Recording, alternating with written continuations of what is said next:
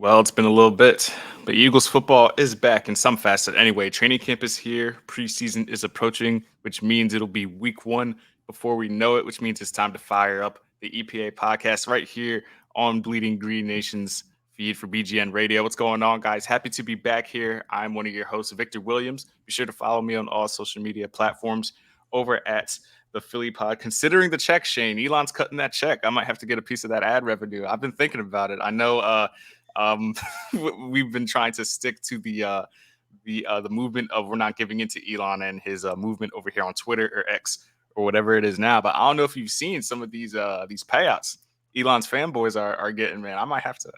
I'm considering. I'm 50-50 for the first time in a long time. I don't know where you stand as far as what Twitter has become or where it's headed or whatever Elon's plan is. You considering getting the check back, or are you firmly like F Elon, like at this point? I mean, do we still call it Twitter at this point? Do we call it X? I don't know what we're supposed to even say anymore. Man, he's cutting that check. I was like, yo, if he's paying out thousands of dollars, I might have to just drag Dak every day and have Dallas fans flock to my tweets and just pay me for dragging me at that point. That's what would have to come. But be sure to follow me over there, checkmark or not, regardless of checkmark status at the Philly Pod. Do the same for my co-host over here at Shane Haff. You could follow him at Shane Haff NFL on Twitter. And what else are you on? I don't see you anywhere else, but are you anywhere else besides YouTube? Obviously. Yeah, YouTube, Threads. I'm less active on Threads, but I post like my original stuff over there, but most of my interaction is still all on Twitter or X or whatever we're calling it now. We all swore off Twitter. We're going to migrate. We're going to do all this. And I don't think any of us are going anywhere, especially with NFL coming up. So I guess we're just stuck on X as far as it is. But the NFL is here, training camp in full effect. I was at the open practice this past weekend. Shane, I think you live across the nation, so you probably weren't at open practice.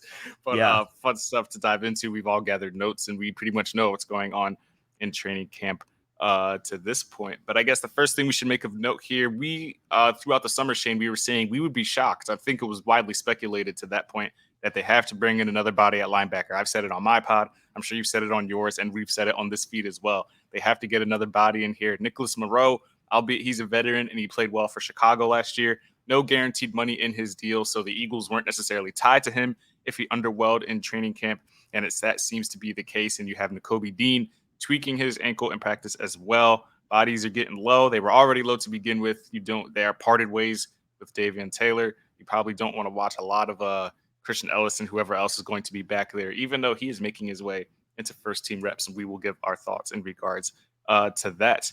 But with the newfound developments at linebacker, the Eagles decided they're going to do the 2-for-1 special, similarly to how they did with Ndamukong Suh and Linval Joseph last season. They went out and signed 2 veteran linebackers to 1-year deals, I believe worth $2.5 million each.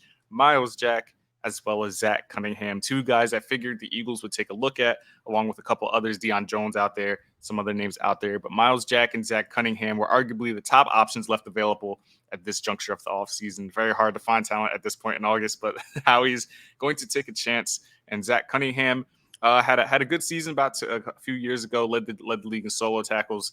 Injuries limited him to just 6 games last year, but has extensive starting experience, has a chance to stick around. And you have Myles Jack, who is very athletic, very quick, just not able to find his groove as of late. So, Shane, your thoughts on the 2 additions? Do either of these guys have a chance to stick around, or are they just camp bodies and we'll toss them once Nakobe Dean is healthy and maybe Nicholas Moreau comes around? What's your thoughts in regards to the 2 guys we added here at the linebacker position? Do you remember last training camp when everyone got really excited that the Eagles went and signed Jaquiski Tartt? Oh, I was hyped. I made a whole hype video. Yeah, and people like, yes, the Eagles finally have a safety, and then they cut him. Yeah.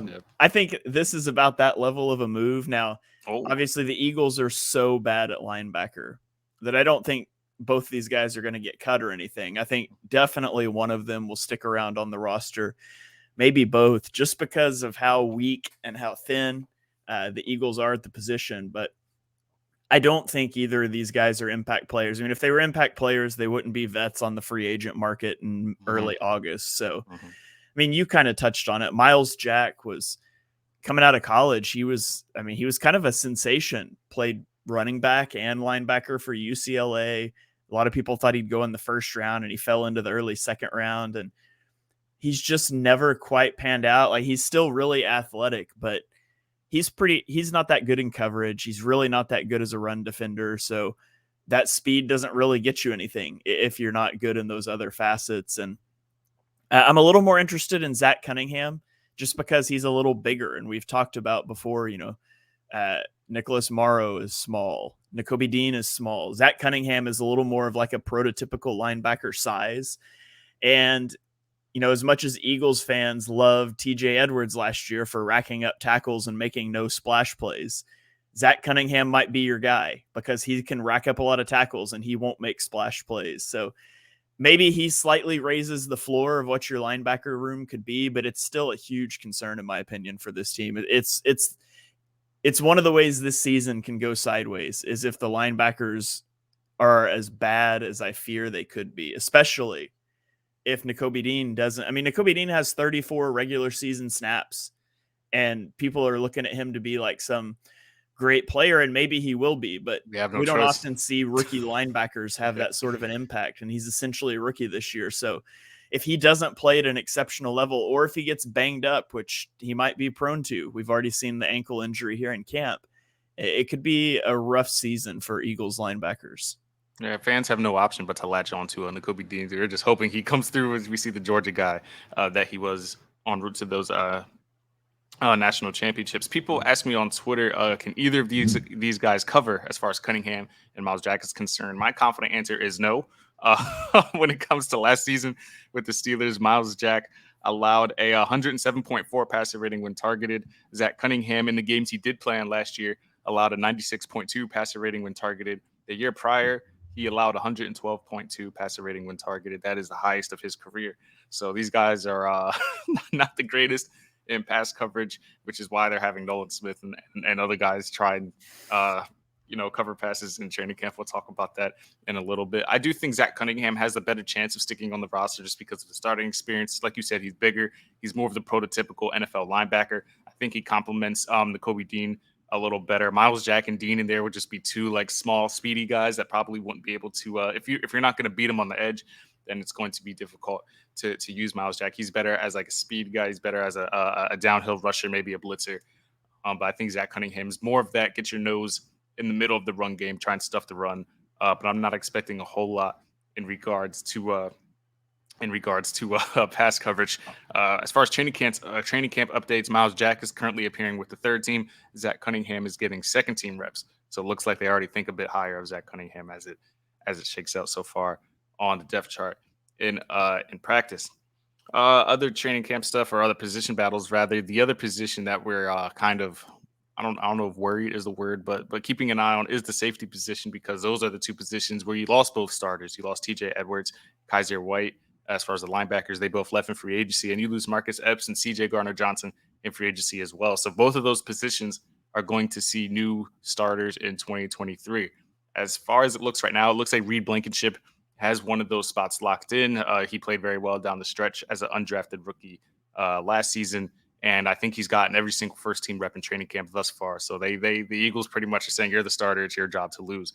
The other spot opposite him is more up for grabs. You assume it's going to be Terrell Edmonds with his experience in Pittsburgh.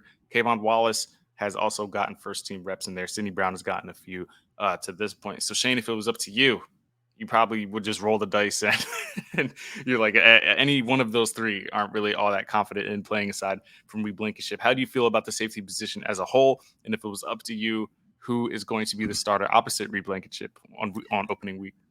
Yeah, I'm less concerned about safety.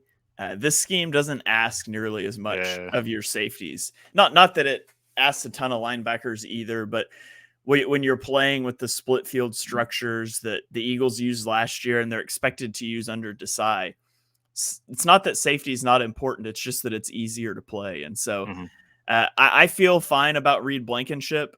Watching Reed Blankenship last year, I thought the same things I thought about Marcus Epps the year before, that he showed some flashes in limited reps. And, if he could sustain that over more volume of snaps, he could be a good, solid player. And that worked out for Epps. Hopefully that works out for Reed Blankenship as well. As far as the other guy, I mean, I think that you could go really with any of those three guys and feel fine. Like I feel better. I feel better about the Eagles' fourth safety option than I do about their best linebacker option. So that's kind of where I'm at on that. But Sidney Brown would be the guy that I want to see out there. I mean, they took him. Technically, it's a 3rd round pick. It was the first pick of the 3rd round, pick 65. I was really high on Sidney Brown. I had a 2nd round grade on him. I think he can do a lot of things, and he brings a lot of versatility. I think he's similar in terms of skill set to Terrell Edmunds. I just think he's a little bit better player. Now, rookie making that leap, it's all down to how quickly he can come along. But I know there's been a lot of smoke about Kevon Wallace looking really good in camp too. So maybe we're going to do the Kevon Wallace thing again. I don't know. Yeah. I think the more I think about it, the more, because I was one of the Kayvon haters last year, and I was like, I don't know how this dude made the roster. I really don't understand, but maybe it's unfairness because when he got drafted, out of Clemson, and everybody blindly makes the blind comparisons to Brian Dawkins, and then that doesn't happen, and he struggles coming into the league. But we have to remember he was a 4th round pick. He was Kayvon. He was a 4th round pick, trying to find his way in the league, and we put unfair expectations on him. So maybe this is the year he comes through and he looks more like a pro. So I'd be happy if that happened. But Sidney Brown is my guy. I know we're all excited about Nolan Smith and Jayon Carter, and rightfully so. But Sidney Brown is actually the guy I'm most excited about in this draft class because everybody loves a good, strong, hard-hitting safety and athletic guy. The Eagles obviously feel highly about him. They called him a Red Star player, and he embodies everything the Eagles stand for and this and that. I wouldn't shock me if Sidney Brown is starting on this team by week 6. It wouldn't shock me at all if he's the safety. I'm hearing that Edmunds is giving off, I guess, similar to, I guess you can make the comparisons like Anthony Harris. Like, he's a fine veteran and he's fine back there if you need him, but he's not going to give you any wow. He's not gonna amaze you with anything he does. He's just a safe bet back there. So it wouldn't surprise me if he's the starter and then Sidney Brown edges him out down the stretch. Sticking with the secondary cornerbacks, we all know who the starters are going to be there. Darius Slay, James Bradbury. Bradbury having a very good camp, still very solid, very steady player. Darius Slay coming up with his first interception in camp, intercepting Hurts in practice the other day as well. But for the first time in a long time, Shane, I think we actually have depth and solid young talent behind these guys. We've been clamoring we need young corners in here. Slay can't play forever, this and that. But you got Job, you got Keely Ringo who's making plays. You got Eli Ricks back there. You got Greedy Williams back there. You got some guys who can play. And if one of these guys go down, Slay's going to be 32. It's hard to be a top premier corner at 32 years old and play every single game. I think it would be unfair to expect Darius Slay to be 100% healthy in every single game this year. But Keely Ringo, I just got the alert, is getting first team reps now. He made the play on Devontae Smith last week in training camp, and now he's playing well enough to get first team reps. Your thought on the depth behind the top pro guys, and your thoughts on if the Eagles kind of have I know they feel like, I saw the rumor going around on NFL Rookie Watch or whatever it was, that they feel like Ringo can be the heir apparent to Darius Slay, and then all this training camp, gossip that comes out this time of year. But how are you feeling about the cornerback depth right now? Better than I have in a long time. Yeah, exactly. And not that I think that any of those guys can step in if one of the starting trio goes down and there not be a drop off, because obviously there would be. But you've got Josh Jobe, who seems to be their guy on the outside. Mm-hmm. And I liked Jobe last year. I think I had a 3rd round grade on Jobe, and he went UDFA to the Eagles, and I was thrilled with that. Obviously, he played special teams last year, and it seems like he's kind of lining up to be the top backup on the outside.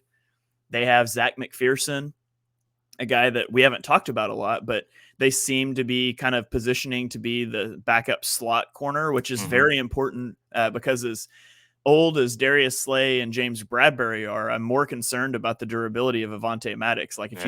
If you had to say right now which corner is most likely to miss significant time, I would say it's Maddox. He's been banged up a lot in his career. It's a fair bet. And so you've got Zach McPherson that appears to be kind of the backup there. And then you've still got Keely Ringo, who they traded up to go get, and a guy that I had a 1st round grade on this year. And I think Keely Ringo, there's some warts on Keely Ringo, and there's some things, and it's probably best if you can bring him along slowly. And so I think he figures in at the very back end of that rotation. I'd be surprised if we see him a lot this year. But the depth is good. That's not even talking about Greedy Williams, a guy who may not even make the 53. So the Eagles are plenty deep at corner, in my opinion. And we haven't been saying that in some time. We're talking about the Michael Chiquette days and all the days we had to watch all these third string, fourth string corners get burned and this and that. But it's good to hear that the young corners are stepping up and making plays. Like I said, Ringo last week with the pass breakup on Devontae Smith, Josh Jobe having a couple of impressive reps as well. So I like what I'm hearing coming out of that. Flipping on the offensive side of the ball. Now, this is something I wanted your take on specifically, because I remember throughout the offseason, even when we drafted this guy, and you were like, it wouldn't. I've been firmly in the camp like you can't bench a second round pick. Like second round picks don't sit for 2 years. That was the theory I was rolling with. And then like as the summer went on, and I was reading your stuff, and I was like, man, Tyler Steen might be the starter. Like if this is what Shane thinks, and he's really going to start, then maybe I'm reading this wrong. But the Eagles obviously feel the way they do about Cam Jurgens, and he's pretty much the right guard at this point. He's gotten every rep. Tyler Steen hasn't even gotten a look there yet. So I doubt you're shocked by this, because I'm sure the Eagles want to get a fair investment on their second round, second round pick. I'm sure Jeffrey Lurie is like, we're not going to sit this guy for 2 years. So I wanted like your thought process on why Steed would potentially start, and how you feel now that, like, do you feel like it's not fair to him that he's not getting any looks as far as right guard is concerned? Just like your kind of process as far as the right guard position, and how Steen can kind of find his way over Jurgens if possible. Yeah. So my thought process was all around continuity. Like, so the idea for Cam Jurgens is that he's going to be the replacement for Jason Kelce. Now, granted, Isaac Seumalo was going to be the replacement for Jason Kelce, and Isaac Seumalo played his entire rookie contract and his second contract and is gone now, and Jason Kelce's still playing. Landon Dickerson was going to be the Jason Kelce replacement, and now he's an all-pro left guard. So maybe that's the path for Cam Jurgens, but and that would be great if it is. If next year Jason Kelce retires and Cam Jurgens had a fantastic year at right guard and they go draft a center because they want to keep Jurgens at right guard, I think that's a fantastic outcome. But my thought process is that he's the long-term replacement. And I don't know. Can you still hear me? Because my computer just went totally black. Yeah, you're good. Okay. I'm just going to keep talking, but I can't see you. We're good. We're good. So, and if Tyler Steen is going to be your long-term right guard, then you just put him there this year. So you're not having to swap pieces. If Jason, which is still a question I have, if Jason Kelce goes down at center, are you then shifting Cam Jurgens to center and Tyler Steen to right guard? Because if that's the plan, that's not the best. You're moving two pieces, which is something that the Eagles don't like to do. Now, it seems like the Eagles were fully confident in Jurgens being the right guard, because they never even really looked at Steen as a starter. They're kind of they're kind of using him as an all-around backup left tackle. They're kind of using him they've looked at him at right tackle. They've looked at him at right guard. So he sort of seems in their mind as just an all-around backup for now. And they'll sort of figure out where he goes. Jack Driscoll, just to plug him in wherever we get hurt. Yeah, exactly. And so maybe he becomes the right guard next year and Cam Jurgens becomes a center. Maybe Jurgens stays the right guard and they draft a center next year. You never can tell, but it seems like the Eagles were really confident in Jurgens to be their right guard before the draft even. Are you confident in Jurgens being able to play right guard at a pro level? Yeah, I'm not confident, but because I haven't seen it, but I know I know some people are like, yeah, he'll be fine, and some other scouts are like, I don't think it's going to be that seamless. So yeah, I mean, he's a guy that's changed positions. He committed to Nebraska as a tight end and then learned center on the fly and became a center. So he's got some versatility, and usually it's not terribly difficult for a center to move to a guard.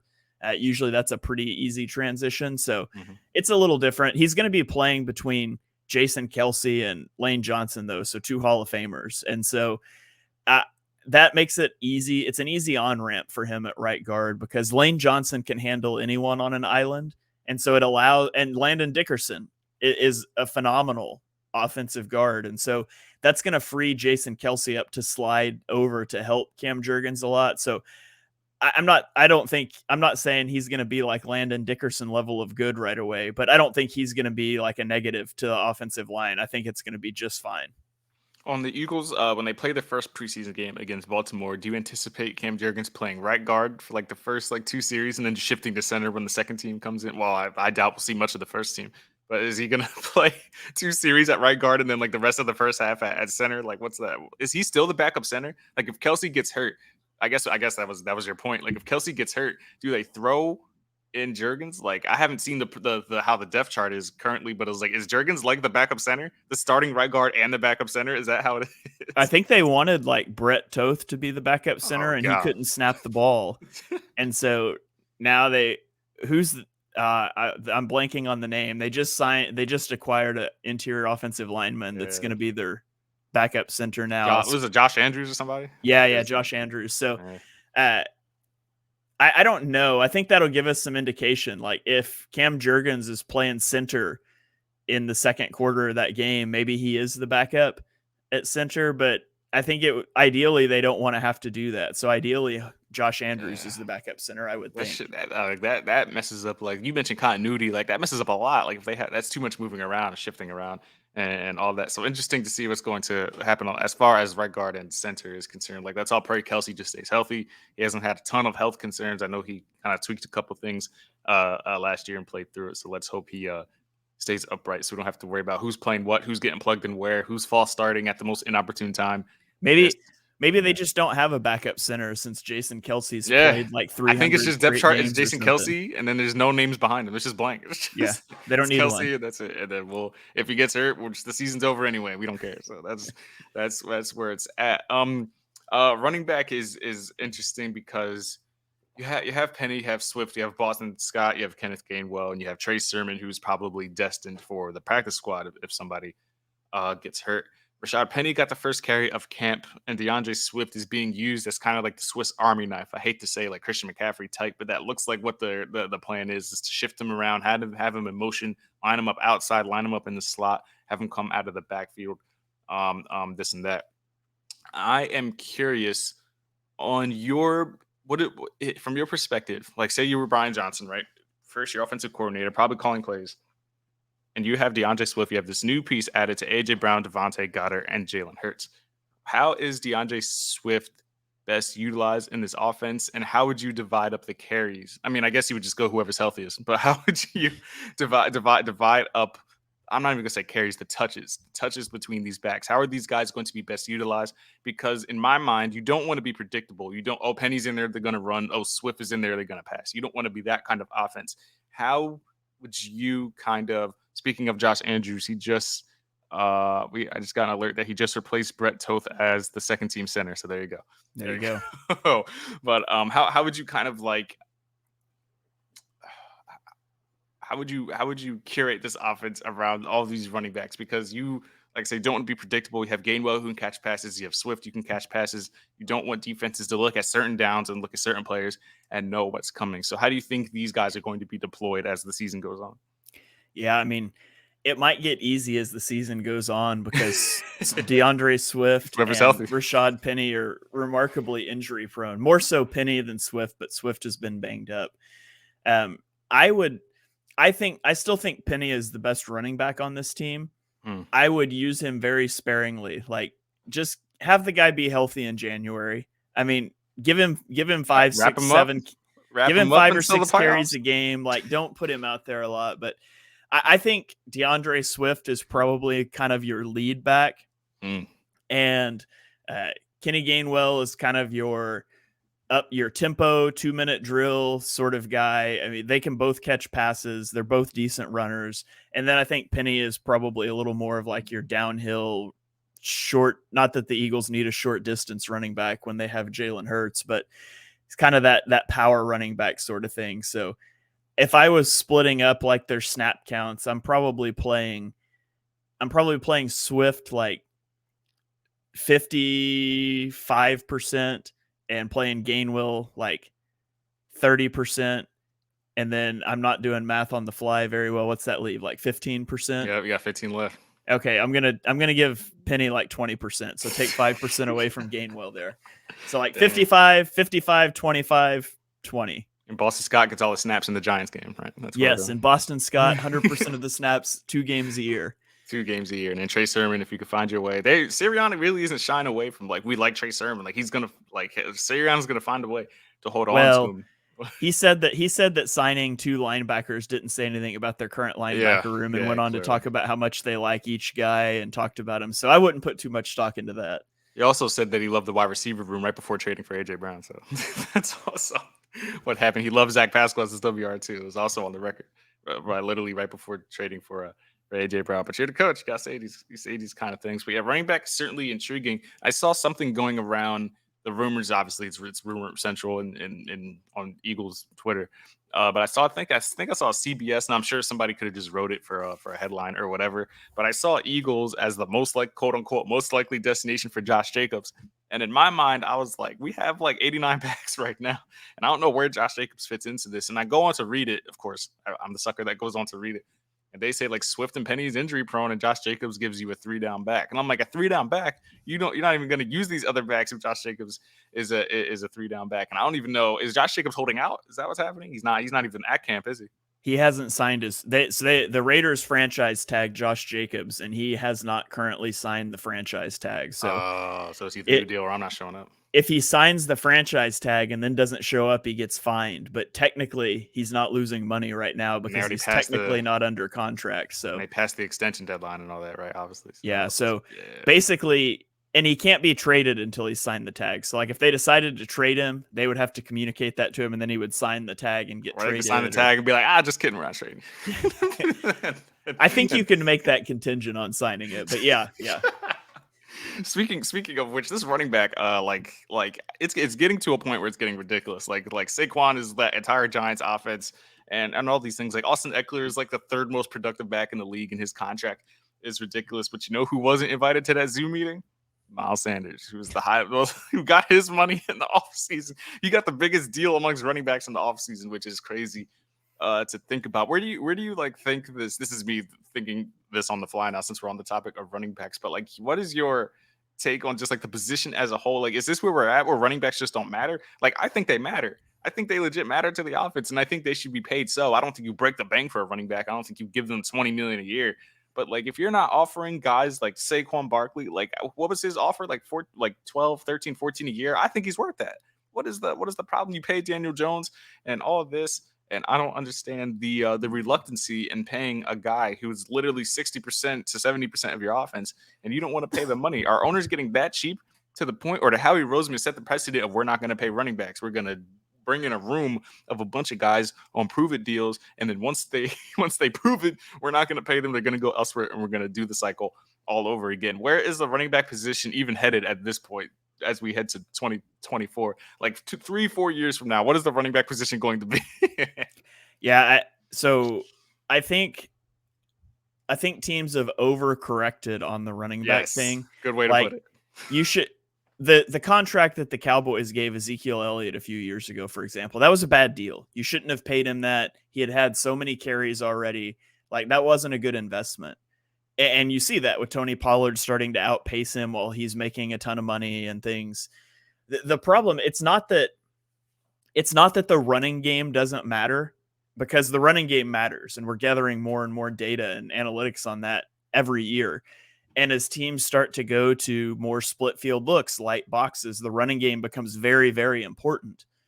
The problem is that offensive designers have gotten so good at generating rushing yardage. Like, we've come to realize that for the average back, their rushing performance is far more about the offensive line performance, the threat of a quarterback running, your passing attack, your run game design. It's more about all of those things than it is the running back himself. And so, although the running game's important, it's pretty easy to just grab guys as rookies and plug them in, because that's another thing. It's a position where players come in immediately and they're ready. Like, quarterbacks come in and you expect them to take time to acclimate. Offensive linemen, Jalen Carter was a top 10 pick, and he's not expected to be a starter right now for the Eagles.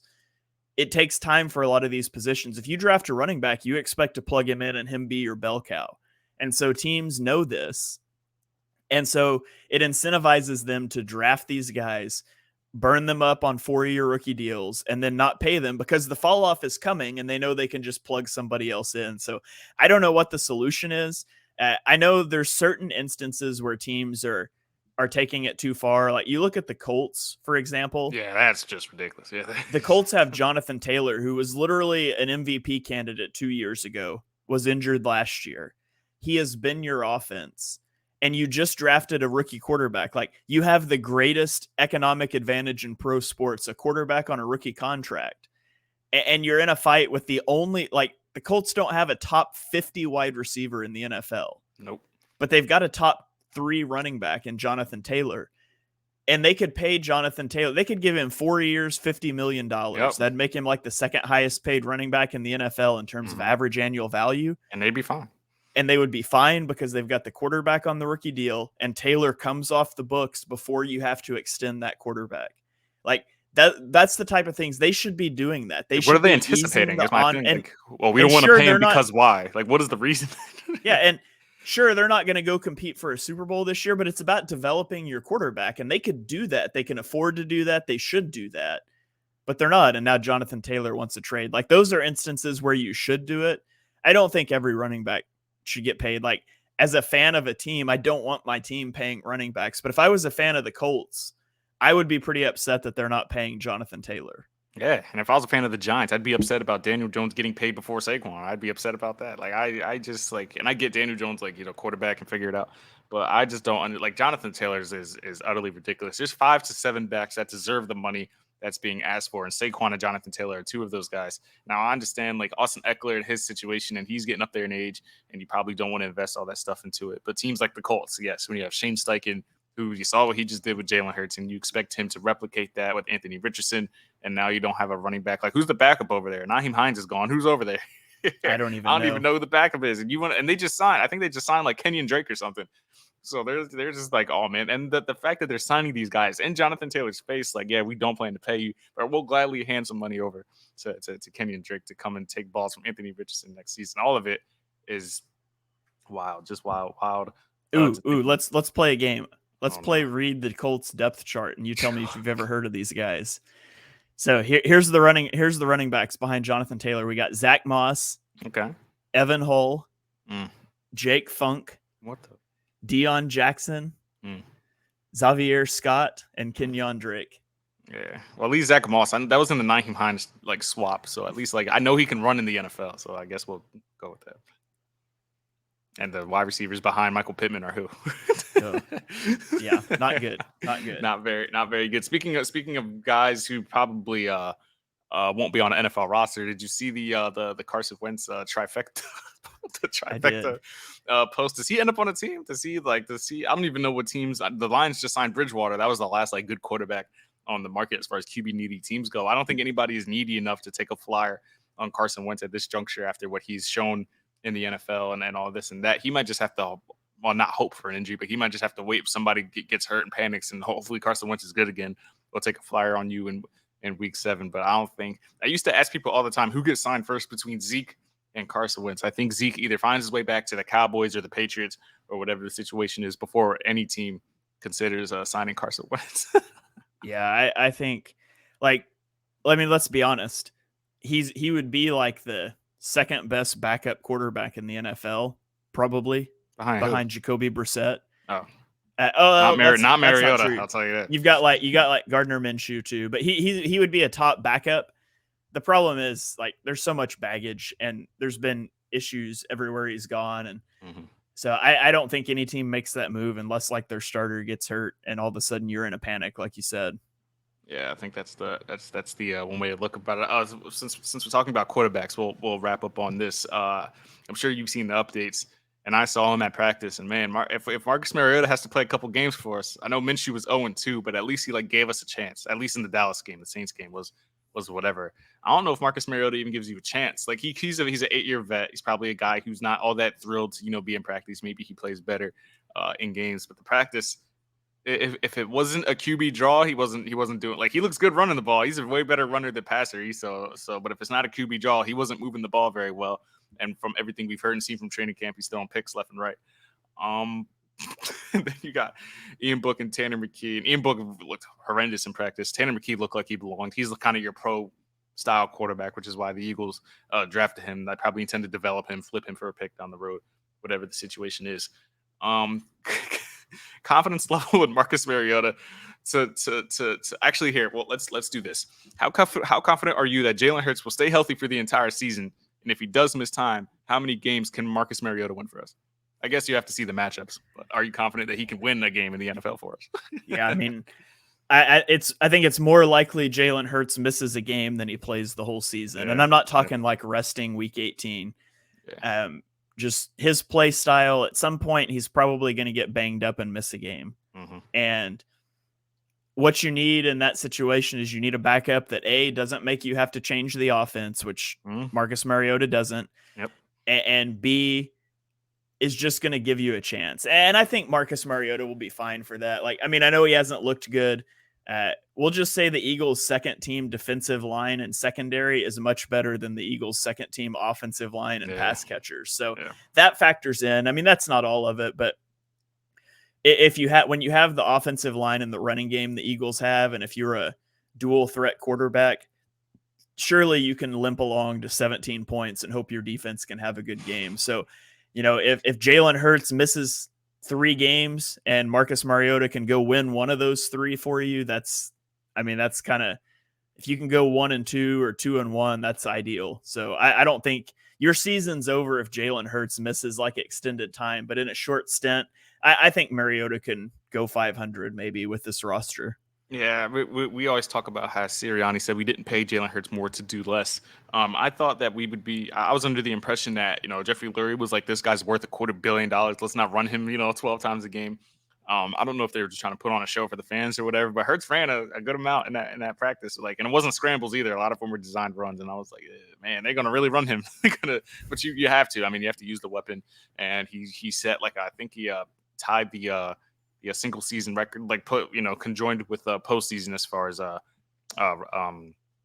rushing touchdowns, which is great. So let's hope Hurts can stay upright. He's worth a lot of money, and I'm not trying to watch a whole lot of Marcus Mariota. Like 1 or 2 games, I'm sure he could maybe, like you said, eke one out. I just hope it isn't during that death march of Seattle and Buffalo and Kansas City and all that fun stuff. Any final notes you have as far as position battles, anything coming out of training camp, practice, roster moves, any other notes you wanted to hit on before we put a bow on this one? Yeah, Nolan Smith, off-ball linebacker. Yeah, if he plays off-ball linebacker this year, can we officially say the Eagles drafted a first-round linebacker? Is that a thing we can say? Well, his official position is outside linebacker, no? Or is he drafted as an edge? I mean, yeah, but he's outside linebacker. He's a linebacker like Hassan Reddick is a linebacker. Yeah. So I'm talking off-ball linebacker, not an edge rusher.